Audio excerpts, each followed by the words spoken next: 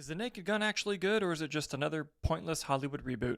Welcome back to another Movie Nights movie review. Today we are talking about The Naked Gun, the 2025 version based off of the original film starring Leslie Nelson and was based off of the television show Police Squad, if I'm not mistaken.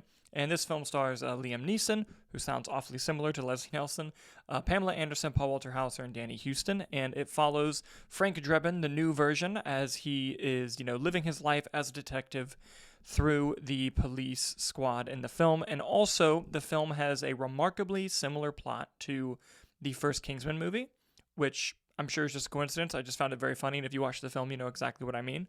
Going into this movie, really didn't know what to expect. I am a fan of the original Naked Gun. I haven't watched any of the sequels, and I haven't seen the original television show, but I love Leslie Nielsen. I'm a big Airplane fan as well.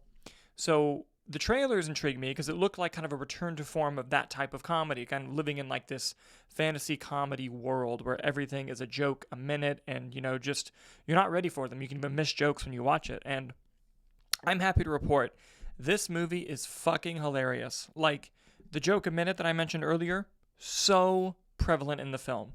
There are some jokes where everyone was laughing for too long, so I missed something. So I need to go watch it again so I can get the jokes that I missed the first time watching the movie. And as a pure comedy, the film isn't that long either. It's about an hour and 25 minutes, about 85 minutes. And it's paced really well. It flies by. But you also get just enough. You don't feel like you were robbed of anything incomplete. It kind of ends right at the right moment. I'm going to go back to the jokes in the movie itself. They are just so funny. And like, obviously I'm not going to spoil any jokes here, but like, if you were worried that the trailers gave too much away or too many jokes away, it does not, because it's a problem that a lot of comedy movies typically have. There are so many jokes that they've kept close to the vest, particularly an entire sequence involving a snowman. That's all I'm going to say. My entire theater was fucking dying laughing at that moment. It's such a funny moment. But I also just want to dive into a little bit more of the direction and the performances. Akiva Schaffer directs this film of Lonely Island fame, and it's actually a very well-directed film. He's not a bad director. I didn't mean to imply that when I say it actually looks good. It's just that for most comedies, it's typically not something that is like a top priority, is how the film looks and how the film feels and how it's directed.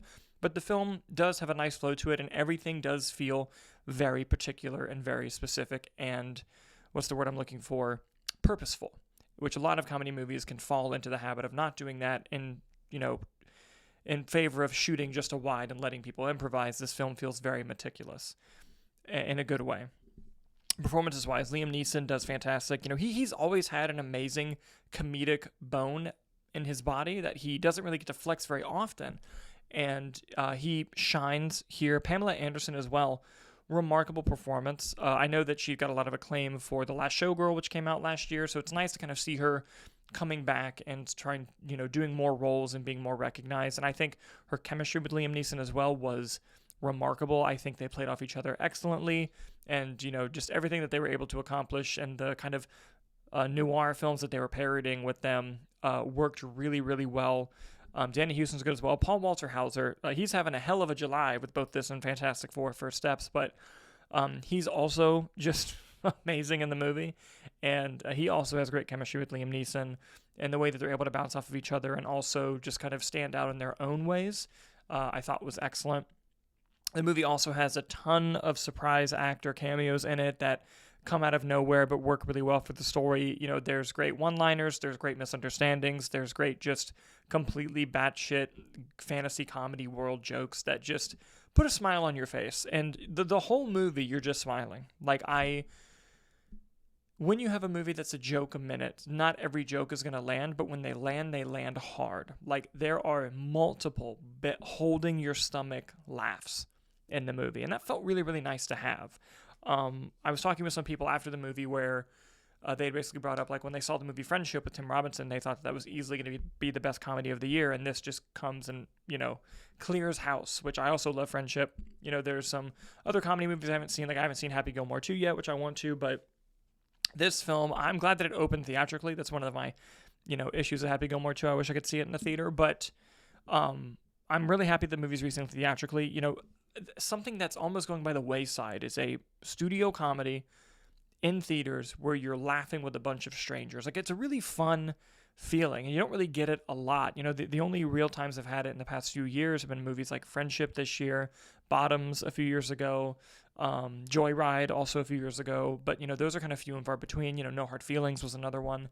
You know, I would like to see a return to form for these type of comedies, and I hope this movie does well financially, because that means we can get some more of them. And I would love to just be in a crowded room with a bunch of strangers in the magic of the movies, you know, when the lights begin to dim and all that, and just laugh together. Yeah, I miss that, and I'm really glad that I got to experience that with this film, and I hope I get to experience again when I watch the movie on repeat viewings, because I will most definitely be seeing this movie with repeat viewings. I can't really recommend it enough.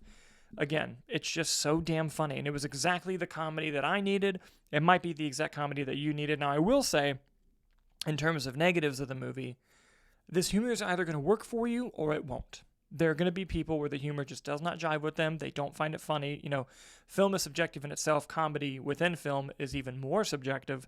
And so there are going to be people who just don't think it's very funny. And that's, you know, understandable.